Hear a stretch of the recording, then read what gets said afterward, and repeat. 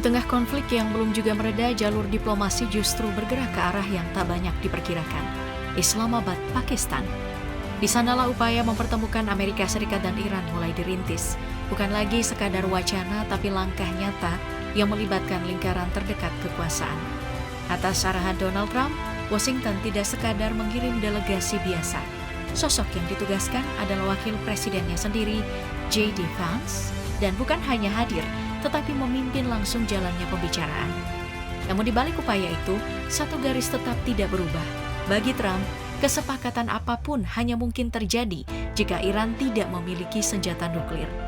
Artinya, sejak awal, ruang negosiasi sudah punya batas yang sangat jelas. Masalahnya, semua ini terjadi saat pembicaraan bahkan belum mencapai titik akhir, dan justru di momen paling krusial itulah sebuah peristiwa besar terjadi. Bukan di Iran, bukan di Teluk, melainkan di Lebanon.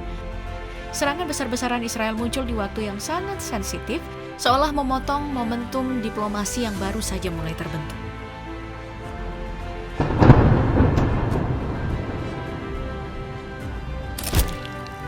Kalau ditelusuri lebih dalam, serangan Israel ke Lebanon ini sulit disebut sebagai langkah yang benar-benar berdiri sendiri. Washington jelas berada dalam lingkaran informasi. Bahkan Donald Trump secara terbuka memberikan pembenaran dengan menyatakan bahwa Lebanon tidak masuk dalam cakupan gencatan senjata, serta menegaskan bahwa konflik Israel-Hizbullah adalah urusan terpisah dari kesepakatan Amerika Serikat-Iran. Disinilah kontradiksinya mulai terlihat. Sebab sebelum pengumuman resmi dirilis ke publik oleh Shehbaz Sharif, draft kesepakatan tersebut sudah lebih dulu melalui peninjauan pihak Amerika. Dan dalam dokumen itu, Lebanon disebut sebagai bagian dari kesepakatan gencatan senjata. Artinya, ada pergeseran sikap yang terjadi.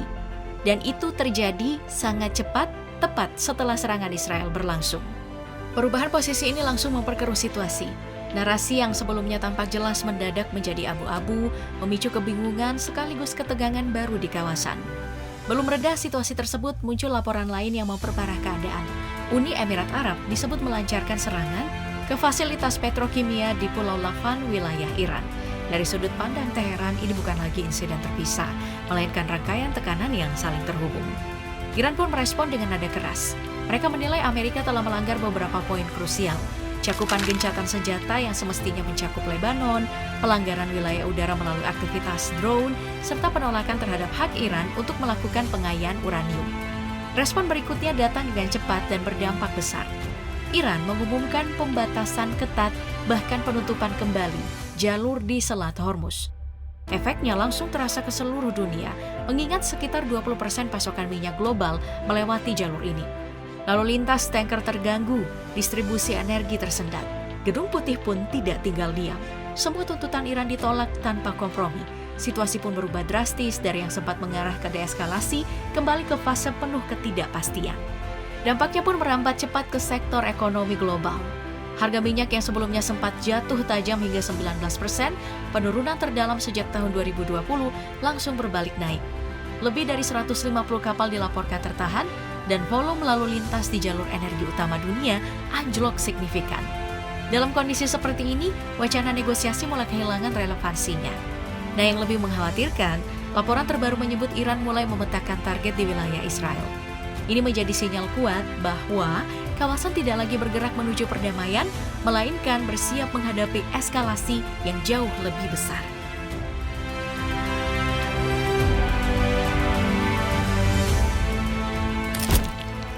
Gelombang serangan Israel ke Lebanon langsung memicu reaksi keras dari berbagai penjuru dunia. Bukan sekadar kecaman biasa, tetapi pernyataan yang menunjukkan bahwa banyak negara melihat aksi ini sebagai ancaman serius terhadap peluang damai yang baru saja muncul. Presiden Prancis Emmanuel Macron menyampaikan kecaman dengan nada yang sangat tegas. Ia menilai serangan tersebut berpotensi merusak gencatan senjata yang masih sangat rapuh. Bahkan mendesak agar Lebanon secara jelas dimasukkan dalam cakupan kesepakatan damai. Nada serupa juga datang dari Irlandia. Menteri Luar Negeri Helen McEntee menekankan pentingnya penghentian segera kekerasan, perlindungan terhadap warga sipil, serta dukungan penuh terhadap kedaulatan Lebanon di tengah eskalasi yang terus meningkat. Dari Spanyol, kritik disampaikan dengan nada yang lebih tajam. Perdana Menteri Pedro Sanchez menyebut serangan tersebut sebagai pelanggaran hukum internasional. Ia bahkan mendorong Uni Eropa untuk mempertimbangkan penangguhan perjanjian asosiasi dengan Israel, sebuah langkah yang jika terjadi akan menjadi tekanan politik yang sangat besar. Sementara itu, Pakistan yang justru sedang berperan sebagai mediator dalam pembicaraan Amerika Serikat-Iran ikut mengecam keras tindakan tersebut. Shehbaz Sharif menilai serangan ke Lebanon ini merusak momentum damai yang sedang dibangun dan mendesak semua pihak untuk tetap mematuhi kesepakatan yang telah dirintis. Di sisi lain, Iran merespon dengan ancaman yang lebih serius. Teheran memperingatkan kemungkinan keluar dari jalur diplomasi dan kembali ke opsi militer jika serangan terhadap Lebanon tidak dihentikan. Mereka juga menekankan Amerika Serikat untuk mengambil sikap tegas, menegakkan komitmen gencatan senjata, atau membiarkan konflik terus meluas. Namun di tengah tekanan global yang begitu kuat, Israel tampaknya tidak bergeser sedikit pun. Benjamin Netanyahu justru terus mengirim sinyal bahwa operasi militer akan berlanjut kapan saja diperlukan, dengan keyakinan bahwa tujuan strategis bisa dicapai melalui kekuatan militer.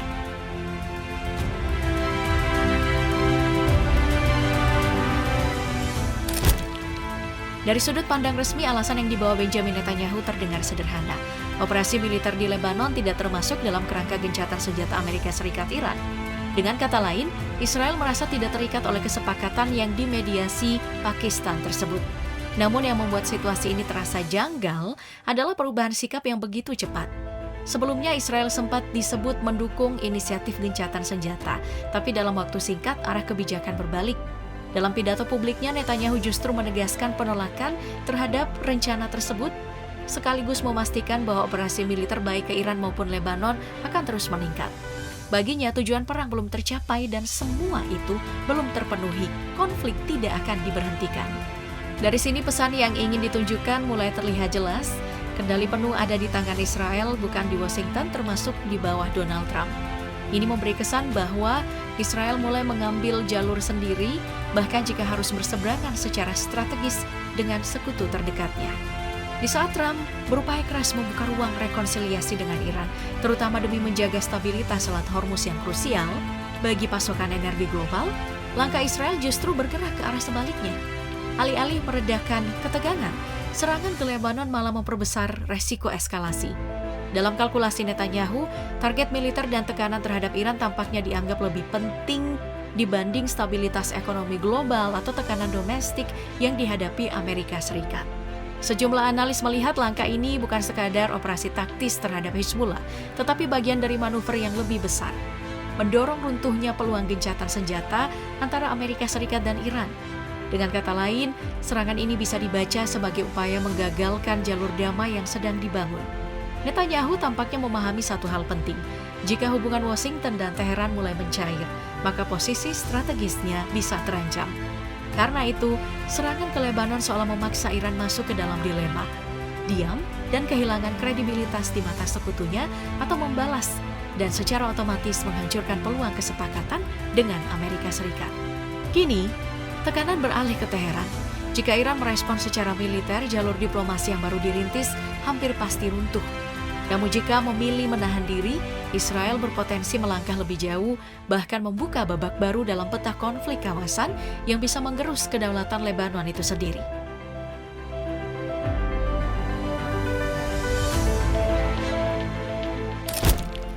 Di balik intensitas serangan yang terus meningkat, sejumlah pengamat melihat ada lapisan lain yang tidak kalah penting, motif personal. Ada yang terjadi bukan lagi sekadar operasi militer biasa, melainkan semacam panggung kekerasan yang menurut mereka dimanfaatkan Benjamin Netanyahu untuk menjaga posisi politiknya tetap bertahan. Narasi soal presisi serangan terhadap Hizbullah pun dinilai hanya menjadi pembungkus, karena pada praktiknya bombardir besar-besaran ini lebih terasa sebagai konsumsi politik domestik dibanding kebutuhan strategis di medan tempur. Langkah agresif ini jelas bukan tanpa risiko, tapi justru disitulah pertanyaannya, kenapa harus dilanjutkan? Sejumlah analisis menunjukkan bahwa Israel sedang menghadapi situasi yang tidak mudah. Secara militer mungkin ada dampak di lapangan, tetapi secara politik, posisinya justru makin terpojok.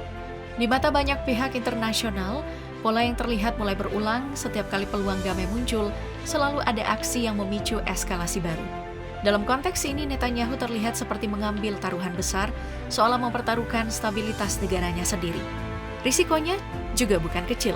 Jika Iran benar-benar menindaklanjuti ancamannya, Israel berpotensi terseret ke dalam konflik multifront yang akan menguras sumber daya secara besar-besaran. Situasi seperti ini bisa menjadi titik balik yang berbahaya bukan hanya secara militer, tetapi juga secara internal.